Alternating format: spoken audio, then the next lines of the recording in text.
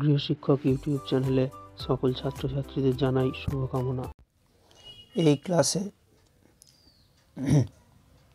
এই ক্লাসে আমরা তোমাদের মাধ্যমিক ভূগোলের 2 নম্বর অধ্যায় বায়ুমণ্ডল থেকে কিছু গুরুত্বপূর্ণ শর্ট প্রশ্ন নিয়ে আলোচনা করব। আগের ক্লাসে আমরা তোমাদের এই অধ্যায় থেকে কিছু গুরুত্বপূর্ণ প্রশ্ন উত্তর নিয়ে আলোচনা করেছিলাম। এছাড়াও আমরা তোমাদের এই অধ্যায় থেকে কিছু বিষয়কে বুঝিয়ে দিয়েছিলাম। আমাদের সেই ক্লাসগুলো তোমরা অবশ্যই দেখবে। আর এছাড়া আমরা আমাদের এই চ্যানেলে ভারতের অর্থনৈতিক ও প্রাকৃতিক ভূগোল থেকে বেশ কিছু বিষয় নিয়ে আলোচনা করেছি। আমাদের সেই ক্লাসগুলো যারা দেখোনি তারা দেখে নেবে।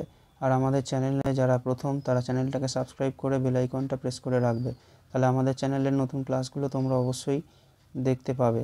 আজ আমাদের আলোচনার প্রশ্ন, বায়ুমণ্ডলের সর্বাপেক্ষা বেশি পরিমাণে থাকে কোন গ্যাস? উত্তর হবে নাইট্রোজেন, অপশান 1। এর পরের প্রশ্ন, বায়ুমণ্ডলের সর্বনিম্ন স্তরটির নাম কি? উত্তর হবে ট্রপোস্ফিয়ার, 1 নম্বর অপশানটা। এর পরেরটা, উল্কাপিণ্ড পুড়ে ছাই হয়ে যায় কোন স্তরে? উত্তর হবে অপশান 3 মেসোস্ফিয়ার। পরের প্রশ্ন, বেতার তরঙ্গ ও মেরুজ্যোতি দেখতে পাওয়া যায় কোন স্তরে? এটা হবে অপশান 2 আয়নোস্ফিয়ার। পরের প্রশ্ন,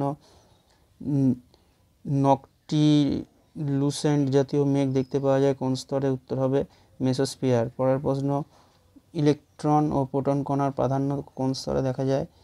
এটা উত্তর হবে আমাদের ম্যাগনেটোস্ফিয়ার, অপশান 3। এর পরের প্রশ্ন যেটা আছে সেটা হচ্ছে যে ওজোন গহ্বর সৃষ্টি হয়েছে কোথায়? এটা উত্তর হবে আন্টার্কটিকা অঞ্চলে, অপশান 4। পরের প্রশ্ন, ওজোন গহ্বরের পরিমাণ বৃদ্ধি পায় কখন? এটা হবে অপশান 2 বসন্তকালে। পরের প্রশ্ন,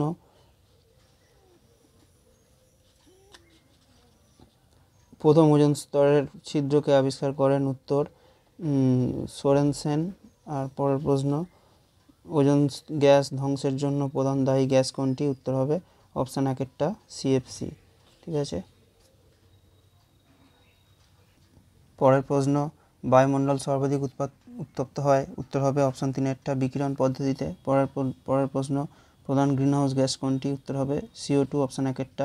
পরের প্রশ্ন, সুমেরুবৃত্ত প্রদেশীয় নিম্নচাপ বলয় বিস্তৃত কত দূর? এটা হবে 60 ডিগ্রি থেকে 70 ডিগ্রি উত্তর অক্ষাংশ পর্যন্ত। ঠিক আছে। পরের প্রশ্ন, মকরীয় উচ্চচাপ বলয় বিস্তৃত কত দূর? এটা হবে যে 25 থেকে 35 ডিগ্রি দক্ষিণ অক্ষাংশ, অপশান 2। পরের প্রশ্ন, ফ্লুইডিস বলের সর্বাধিক মান কোথায় দেখতে পাওয়া যায়? এটা হবে অপশান 4 মেরু অঞ্চলে। ঠিক আছে। পরেরটা, একটি নিয়ত বায়ু প্রবাহের উদাহরণ হচ্ছে আয়ন বায়ু 1। ঠিক আছে, অপশান 1। এর পরের প্রশ্ন, ক্রান্তীয় উচ্চচাপ বলয় থেকে মেরুবৃত্ত প্রদেশীয় নিম্নচাপ বলয়ের দিকে যে বায়ু প্রবাহিত হয় তাকে কি বলে? উত্তর হবে পশ্চিমা বায়ু। পরের প্রশ্ন, পশ্চিমা বায়ুর প্রভাবে কোন সময় বৃষ্টিপাত হয়? এটা হয়ে যাবে শীতকালে, অপশান 1। পরের প্রশ্ন, দক্ষিণ পশ্চিম মৌসুমী বায়ু কখন প্রবাহিত হয়? এটা হবে গ্রীষ্মকালে। পরের প্রশ্ন, দিনের বেলা পর্বতের নিচের অংশ থেকে উপরের দিকের অংশে যে বায়ু প্রবাহিত হয় তাকে কী বলে? এটা উত্তর হবে অপশান 2 পার্বত্য বায়ু। এরপর আমরা শুদ্ধ অশুদ্ধের প্রশ্ন উত্তরগুলো নিয়ে আলোচনা করব। প্রথম প্রশ্ন যেটা আছে যে বায়ুমণ্ডলের নিষ্ক্রিয় গ্যাসগুলির মধ্যে সবথেকে বেশি পরিমাণে থাকে অর্গান গ্যাস, এটা শুদ্ধ। পরের প্রশ্ন, বায়ুমণ্ডল পৃথিবীর আবর্তন গতির সঙ্গে আবর্তিত হয়, এটাও শুদ্ধ। পরের প্রশ্ন, হেমোস্ফিয়ার স্তরে বিভিন্ন ধর্ম ও বৈশিষ্ট্যযুক্ত গ্যাস বর্তমান থাকে, এটা হবে অশুদ্ধ।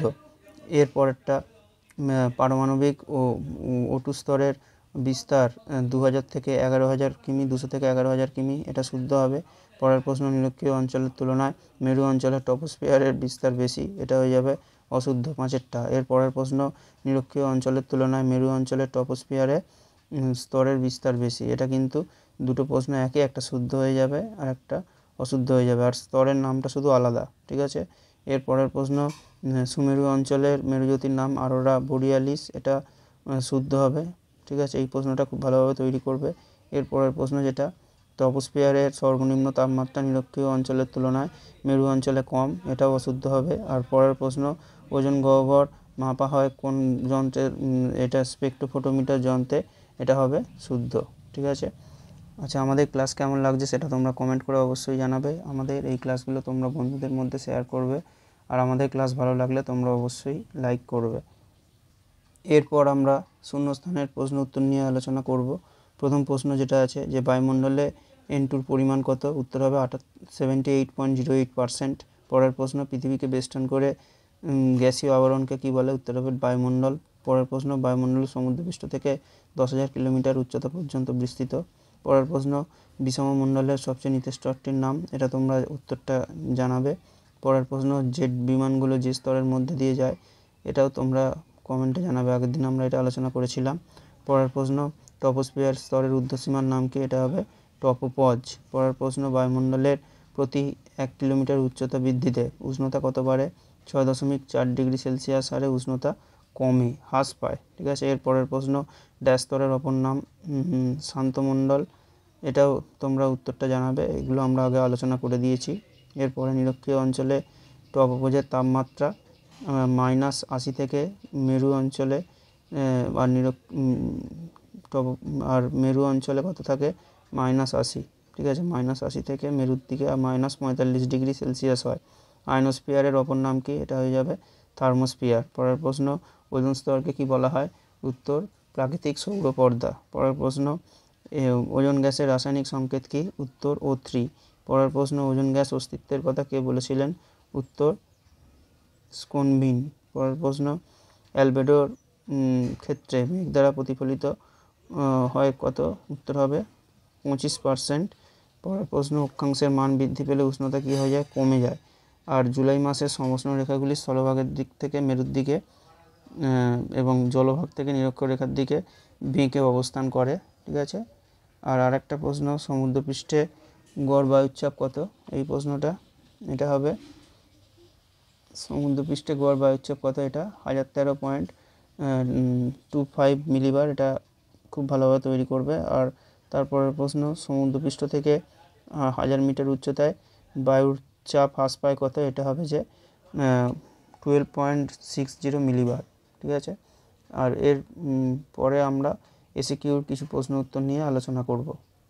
এসিকিউর প্রথম প্রশ্ন যেটা আছে যে বায়ুমণ্ডলের দ্বিতীয় প্রধান গ্যাসটির নাম কি, উত্তর হয়ে যাবে অক্সিজেন। পরের প্রশ্ন বায়ুমণ্ডলের ভাসমান বিভিন্ন জৈব ও অজৈব বস্তুর কণাকে কি বলে, এটা উত্তর হয়ে যাবে অ্যারোসল। পরের প্রশ্ন আণবিক N2 স্তরের বিস্তার কত, 88 কিমি থেকে 200 কিমি পর্যন্ত।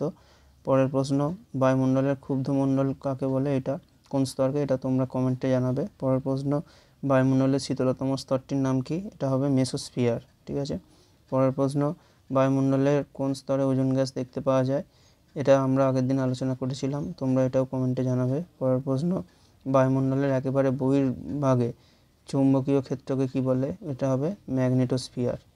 ঠিক আছে, আর এর পরের প্রশ্ন আয়নগতার অর্থ কী, উত্তর হবে পথ। পরের প্রশ্ন কুমেরু অঞ্চলে মেরুজ্যোতির নাম কি, উত্তর হবে আরোরা অস্ট্রালিস, এটা। ঠিক আছে, তোমরা দেখতে পাচ্ছ আমরা উত্তরগুলো লিখে দিয়েছি, এখানে একটু সাইডে বলে একটু দেখতে সমস্যা হতে পারে, আমি বলে দিচ্ছি, তোমরা একটু ভালোভাবে শুনে নেবে। ঠিক আছে, পরের প্রশ্ন, এখানে সব প্রশ্নগুলো আমরা করাইনি, যেগুলো খুব গুরুত্বপূর্ণ সেগুলোই আমরা উত্তরগুলো করিয়ে দিয়েছি। ঠিক আছে, এক্সোস্ফিয়ার স্তরের প্রধান দুটি উপাদানের নাম কি, একটা হচ্ছে যে হিলিয়াম আর একটা হচ্ছে হাইড্রোজেন। পরের প্রশ্ন ওজোন গ্যাসের ঘনত্ব মাপা হয় কোন এককে, এটা হবে ডপসন, খুব ভালোভাবে পড়বে এটা। ঠিক আছে, আর এরপরে পৃথিবীতে গড় অ্যালবেডোর পরিমাণ কত, এটা হবে 34%। ঠিক আছে, পরের প্রশ্ন ভূপৃষ্ঠের পৃথিবীতে মোট বায়ুচাপ বলয়ের সংখ্যা কটি, এটা হবে 7টি। ঠিক আছে, তারপরে কোন বায়ুকে বাণিজ্য বায়ু বলে, এটা হবে আয়ন বায়ুকে। ঠিক আছে, তারপরে হচ্ছে যে উত্তর গোলার্ধে পশ্চিমা বায়ুর নাম কি, উত্তর দক্ষিণ পশ্চিমা বায়ু। ঠিক আছে, ভালোভাবে এগুলো তৈরি করবে এই প্রশ্নগুলো। আর এরপরে এই পরের ক্লাসে আমরা তোমাদের আরও কিছু এই অধ্যায় থেকে গুরুত্বপূর্ণ প্রশ্ন উত্তর নিয়ে আলোচনা করব।